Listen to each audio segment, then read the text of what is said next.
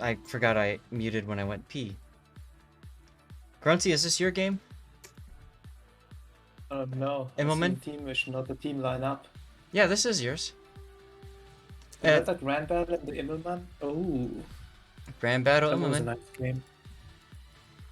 Wouldn't recommend bringing the Immelmann to Grand Battles, by the way. Really?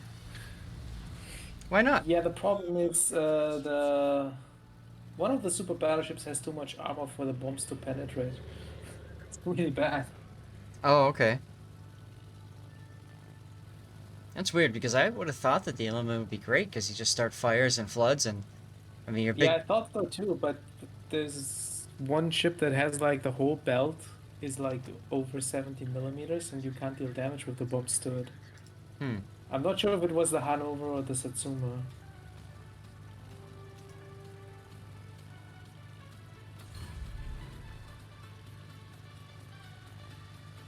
I just want you to know I made a Stream Raiders thing for you, so I'm gonna help.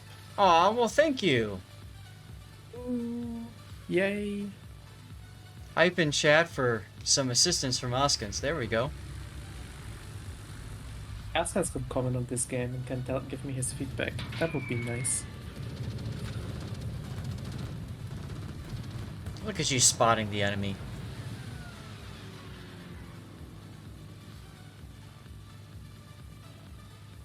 Hey, you've got Sailor Moon on your team. That's cool.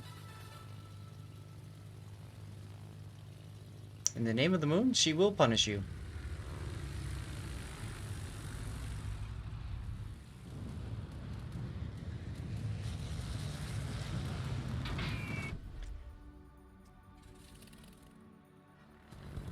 So, look at that. Skip bombers, got yourself a perma-flood on the Hanover. I still need to, yeah, but see, 4 shatters. Or 4 non-penetrations. Mm-hmm. So what you're saying is you need IFHE on your skip bombers. The only thing I would criticize on that strike is you had boost that you could have used, but you chose to slow down. Boost management is so bad, I know this. This is why Yeah. I dropped my legendary mod on the hack because I always mismanagement the boost. And when I need it, I don't have it. Yeah, I had that problem a lot. I forced myself to just play the ship for like 8 hours. And it's not to say I don't do it wrong, but eventually kind of caught the way to do it not as bad. But it's still Yeah, tough. I think I slowed down here because I wanted to make sure that I actually don't overshoot it on the last line, but I don't remember. It's quite a while. This game is like 2 weeks old, I think. So what's wrong with slowing down like you were saying at the beginning? So the Soviet CVs are gonna have slow planes, and they have no health. So the gig is if the closer you get, the more of them are dead. Mm-hmm. Well, the Immelmann, the planes are not slow, but the closer you get, the more of them are dead. So your torps at least have a heal, so they can survive a single strike every 3 minutes. Mm-hmm. But with the skip bombs, as long as you're spec'd for maximum speed, you go like 242 knots. You start your attack run around 8 clicks, which is about where you started here. And go in full 250. The hell? Okay, strange. Maybe that's a replay thing. Could be. Yeah, 242. There we go. So you start your attack around 7.5, 8 kilometers. You burn in. You end up pretty much your reticle locks in and you drop around 4.5 clicks, slam on the brakes, turn out, bail, lose 1 plane. So you're dropping 4 bombs and losing 1 plane to do so. So like the exchange rate is amazing as long as you have the lines to siege with. So like the Hanover right now is showing a lot of open water that he could come in on that line, drop some bombs, cut out, bail. Spin around, come in, siege, drop some bombs, cut out, bail. Now, by bail, you mean hitting F to go back to the carrier? Well, in this case, I mean just running away. But, you could theoretically do that too. Torps, on the other hand, you have to go in. So torps are your secondary weapon. They don't have the primary punch, and they don't have the repeat strike ability that you have with the bombs. I'm actually quite close in my damage output on these games. Like, the bombs are a little bit ahead, but I do a lot of damage with my torps too. Sure. But yeah, well, but the thing with the boost is basically, if your planes go faster, that means you can drop further out. because it shifts your reticle further away, as you just Right. saw maybe, Yep. and that means you take less AA damage because your planes are further away. Yeah, I would not personally recommend trying to torp at like a significant distance with the 35 knot torps. I mean, you Yeah. could, but Yeah, don't do it That's- with bombs, just with the bombs. yeah, that's not a skill for me. But like here, you started your attack at 7, but then you're also turning in, so you actually start at 6.5. So you're dropping at 3.5 kilometers instead of 4.5. So at 4.5, you're in, you're outside of the mid-range AA. You're taking 100 damage a second. At 3.5, you're likely in the medium range AA. You're taking 400 damage per second. When your planes have like 1600 health, that's a significant difference. So the further out you can be to do the sieging strikes, the better, because you are going to have to take situations where you go in. Yeah. Maybe you got to strike the gearing, you got to strike the Fletcher. Maybe you just have to guarantee a kill on a Hanover. You don't have a shot. You're going to lose planes that way. So you're trying to nurture your resources to get to that point where you can still make that play later in the game. Okay. Immelmann has great regen. It's basically a minute per plane, but you could absolutely, go in on something and lose 6 to 8 planes. Oh, there's 8 minutes gone. So it's something you have to always be thinking about. And of course, as you play it more, you just kind of develop your own style and do what you do. But because of that extreme, like, damage to plane loss ratio, you can see Immelmann's easily hit 150, 170, 200 plus over and over and over again, as long as you're able to manage your resources. Because, like, midway, you're expecting 150. You take some bad drops, it goes down. You get some good drops, or a fire doesn't get put out, it goes up. Immelmann has, like, a completely different damage potential, but it's gated by the fact that you're doing flea bite after flea bite after flea bite. Right. So you have to time all your Yeah. drops right in order to make it work. I mean, to get the most out of what you can do, because theoretically, like, if you're going out there with 12 bombs and you drop a shot and maybe lose 1 plane, you do it again, and then you do it again. That's 10 bombs for 1 flight across the ocean, and 20 something seconds worth of, like, 25 seconds worth of dropping. So, like, that's almost FDR levels of damage, but you have the speed and possibilities of these 242 knot planes, as opposed to, like, the FDR, which is not fast. Right. I So don't she's like the responsive. FDR. I didn't got it because I hate slow planes. How do you go about destroyers? Do you try, like, I mean, obviously if they go straight line, you can try to drop on the last line. But I usually try to go with a direct drop. I So think that's the most reliable way. I mean, if I can hit a broadside, awesome, I will. But if they're maneuvering, I actually pick the exact same spot that you did, which is, if there's 4 bombs and you're going at, like, each thing has a quarter, I drop right at that same spot that you did, where I'm using the left inner drop area, hoping to hit something. But I mean, who the hell knows if it's going to happen? I mean, 'cause- it's replay bug here a bit. I think a reticle is a bit behind again. Yes, it is. I try to drop in front of the destroyer, giving me the chance if a bomb is a bit behind the line, I still hit directly, and if it's on the line, I just get the bounce and hit it after it hits the water. Correct. Yeah, because it gives you the most interaction space. It from my, like, I played it. I think I have about 50 games in it, something between 40 and 50, and from my experience, that was the most reliable way to get hits on destroyers. Yeah, you've got a certain amount of real estate where the bomb is close enough to the water to hit something. So ideally, if you were dropping a destroyer, you're using that second line, because you've got the most amount of, bombs coming down to the water and then going back up off the water. When you're dropping with the planes, it has more of a sharper down angle, so you kind of have less real estate.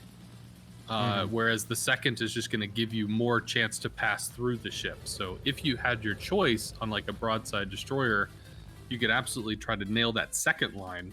The first line is more of a last ditch because of how far forward the bombs could drop, how far back they could drop. It's just kind of wonky. It's like when you have the spot for yourself, you have no choice to go for the first line. Correct. I mean, you still have the ability to take the interaction, which is nice, but it's not something that's reliable enough that you want to count on it. Interesting that you're choosing to go for the carrier there.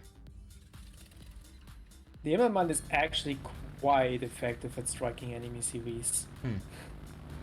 Well, it's extremely effective at striking enemy CVs if you can do it at range, because again, you know, drop, turn around, drop, turn around, drop. You're getting 10 bombs into what, a Hakuryu that has like 19 millimeter sides. So I actually never did the third drop. I usually just did 2, but with 8 bombs. But you could technically do the 10, and then you get like 4 bombs is like 15,000 damage. yes, it's roughly 4,000 a bomb. So like, if you get You that do that- last 2 in there, that's another 8,000, another 4,000 if saturated, and also chances Saves for the complete fires. run, right? Yeah, I and- should do that. I mean, it's just you're there, so it's free. So why not take it? And it's great because the fighters don't even engage because you're dropping so far out. It's only bad like you can't do it against an enemy German CV. It most likely won't work because you hit the belt and the bomb shatters. Like you need the pens.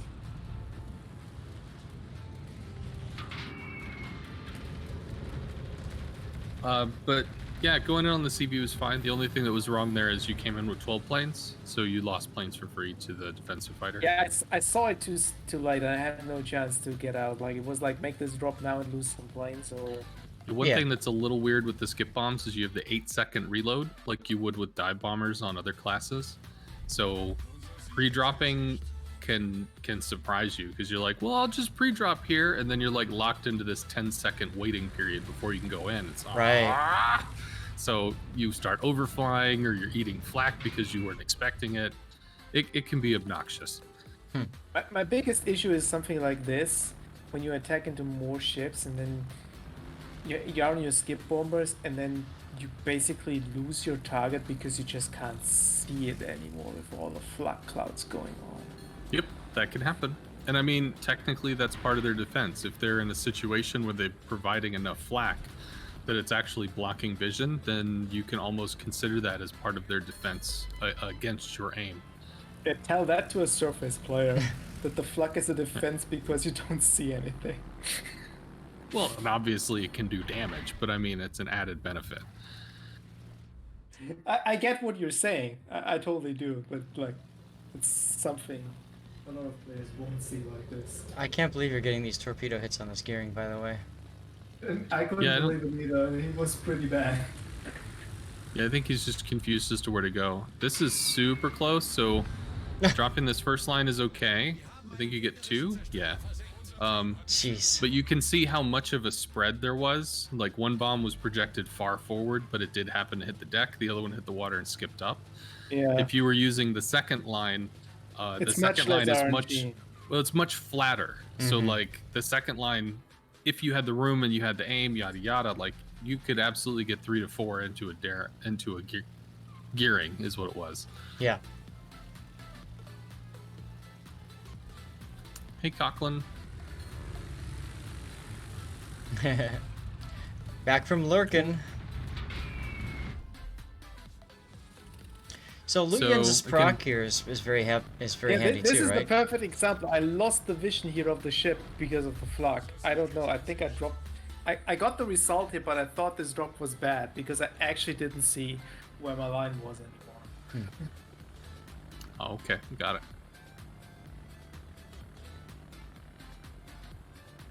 Hey, if you're spotted and you're low on health, just go spot the enemy, right? You'll get a heal.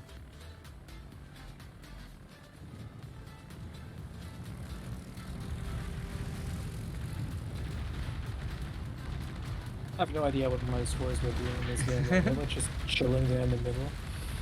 It's-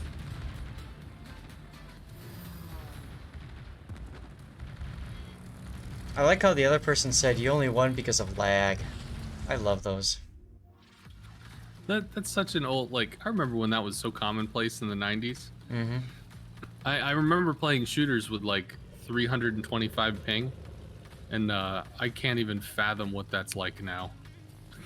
Oh, Coughlin, I'm really sorry, Honestly, man. I Everything have okay? to say something to this. So, I live in Germany, so I play on the NA server, and when I play on the NA server regularly, I have absolutely no issue with my 100 millisecond ping.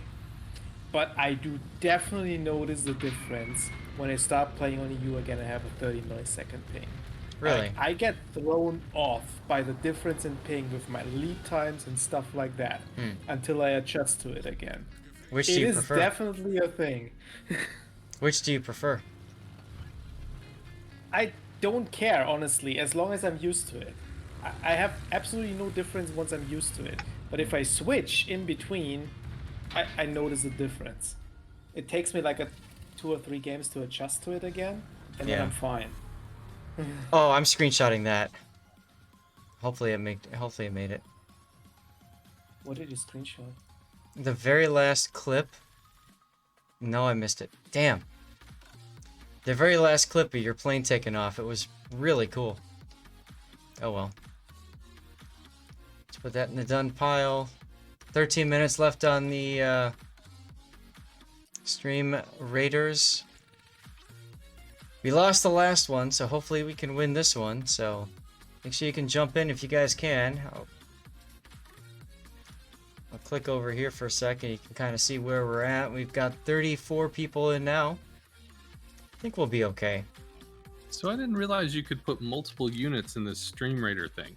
Every 5 You minutes. can place every 5, yeah.